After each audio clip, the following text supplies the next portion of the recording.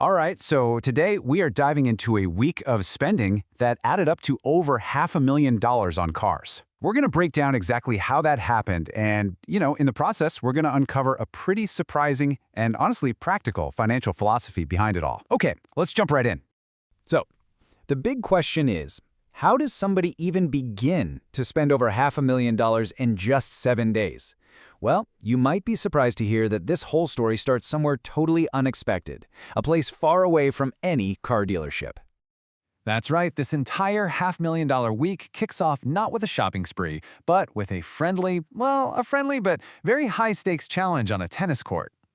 So the week gets going with a pretty bold challenge. Eman Gaji decides to take on a professional tennis player, Stefanos Tsitsipas, and the bet? A cool $10,000 says he can return just one of 20 serves from a world-class pro. As you can probably guess, that didn't exactly go as planned. But here's the twist. That $10,000 isn't really a loss. Instead, it immediately gets turned into a €10,000 donation to Tsitsipas's favorite charity, Together for Children. So the very first major expense of the week is actually a donation. Pretty cool start. And believe it or not, that little charitable moment actually sets the stage for the unique approach to money we're about to get into. Because, as it turns out, for Eman, it's not really about how much something costs up front. And this, right here, is the core idea that drives every single big purchase we're about to see. It's a total shift in how you think about spending. You basically ignore the sticker price and focus entirely on how much money you might lose over time. And here it is, in his own words. Think about it. He doesn't care if something costs $5 million, as long as he knows he can sell it a year later for pretty much the same price. All the fun, all the experience of owning it becomes basically free. The real cost isn't what you pay today, it's the difference between what you buy it for and what you sell it for. So this really creates a simple, but an incredibly powerful framework. Before you buy anything big, the question isn't, how much is this? The question becomes, is this thing going to hold its value, or is this money just going to vanish into thin air? So that all sounds great in theory, right? But how does this philosophy actually hold up in the real world? Well, let's watch it play out right now with a massive purchase, a brand new G-Wagon. So he gets offered a G-Wagon, a car he absolutely loves, but there's a little bit of a catch.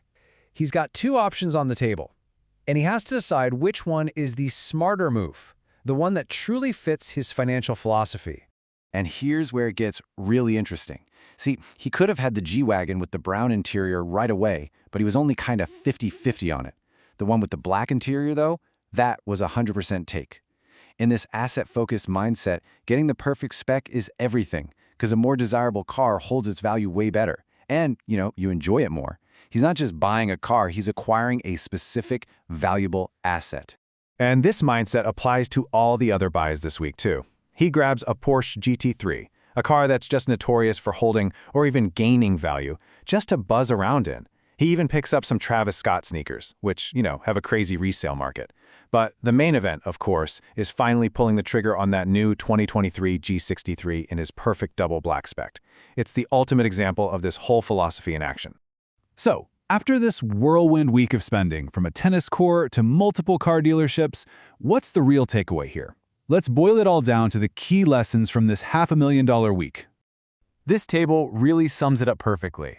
A lost bet isn't a loss, it's a charity donation. A Porsche GT3 isn't just a toy. It's a fun, temporary vehicle that's also a solid store of value. And the G-Wagon, that's a carefully chosen long-term asset. You can see how every transaction had a purpose that went way beyond just spending money. And that's really the crucial point. This is the whole lesson. Every major decision was run through one single powerful filter. How much of its value is this thing going to keep? It just fundamentally changes the entire game when it comes to spending. This way of thinking isn't just for supercars and rich guys. It can apply to almost any major purchase you make. So I'll just leave you with this question to think about. What would change in your life if you stopped focusing on the price today and started looking at the long-term value tomorrow? It's a powerful idea.